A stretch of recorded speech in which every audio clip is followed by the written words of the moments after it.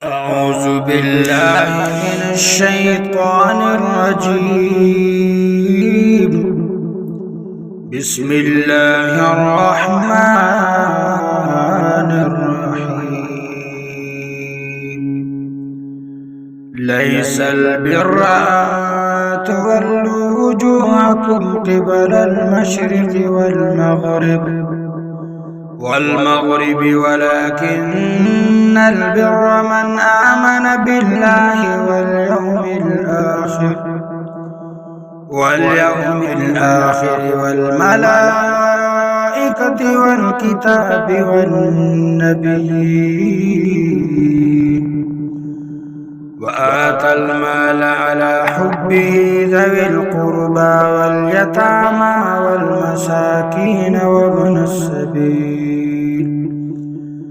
والسائلين وفي الرقاب وأقام الصلاة وآتى الزكاة والموفون بعهدهم إذا عاهدوا والصابرين في البأساء والضراء وحين البأس أولئك الذين صدقوا وأولئك هم المتقون. يا أيها الذين آمنوا كتب عليكم القصاص في القتلى الحر بالحر والعبد بالعبد والأنثى بالأنثى فمن عفي له من أخيه شيء فاتباع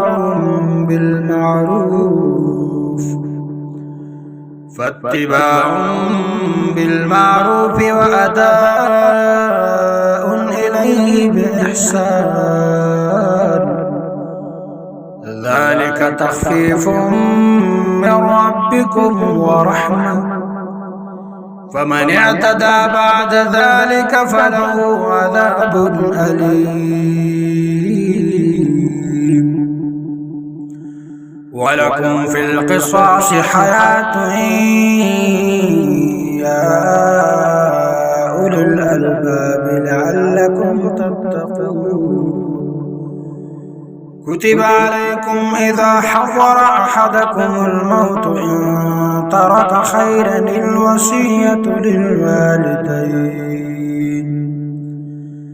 الوصية للوالدين والأقربين بالمعروف حقا على المتقين.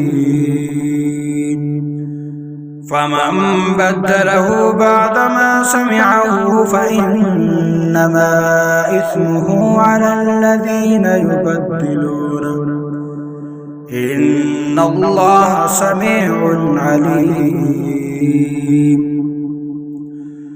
فمن خاف من موص جنفا أو إثما فأصلح بينهم فلا إثم عليه